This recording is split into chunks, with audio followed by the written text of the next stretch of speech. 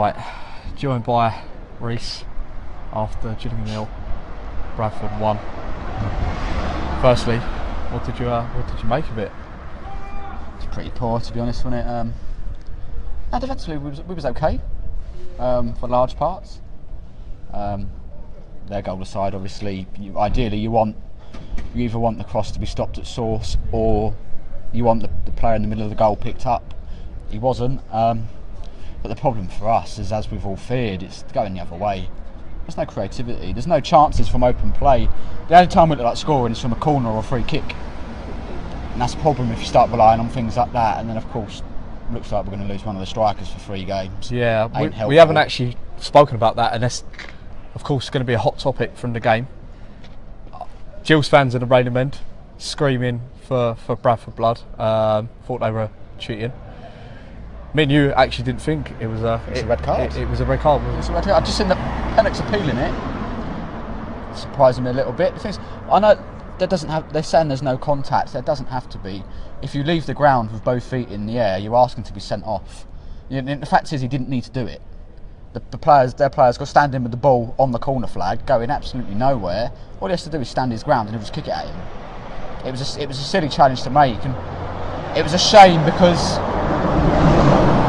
I thought he'd probably been our best player up to that point, Wilkinson.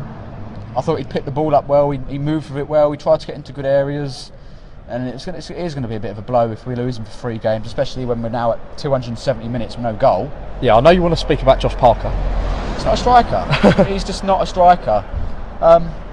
When he moved to wing back, he got upfield a couple of times, nice couple of little runs, and he's all right there.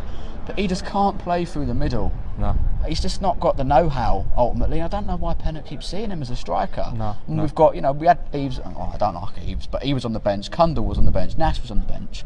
Recognised strikers, and he's playing someone there who just don't suit the role. I don't really get it. Like, the obsession with leaving him on, taking off other people to move him to wing-back. Like, just take him off. Yeah. You know? Yeah, I agree. On to MK Dons. Yep. Next week. Obviously, it was heartbreaking last season. What do we want? What needs to change from today? Well, I think we've got to try and be a bit more adventurous when we have the ball. Like today, I said in the intro on the vlog that I thought being at home, first home game of the season, we'd have a real good go at it. Get in their faces. And it weren't. It was just like at Doncaster last week. When they had the ball in their half, we just sat off and let them have it. Gave them half the field territory-wise.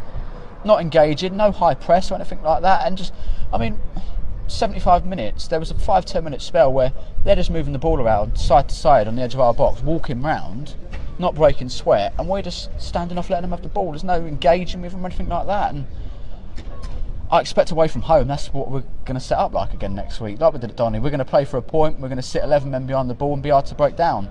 If we can come away with a draw or nick a 1-0 from a set piece, that's what we'll try and do, but we need to score at some point. You can't play for draws every week. You're going to have to win games somewhere, and because of how toothless we look going forward, when we concede a goal like we do today, our chances of winning it are very, very slim because we don't look like scoring twice in a game. I agree. Nice one. Thank you for joining us, Reece.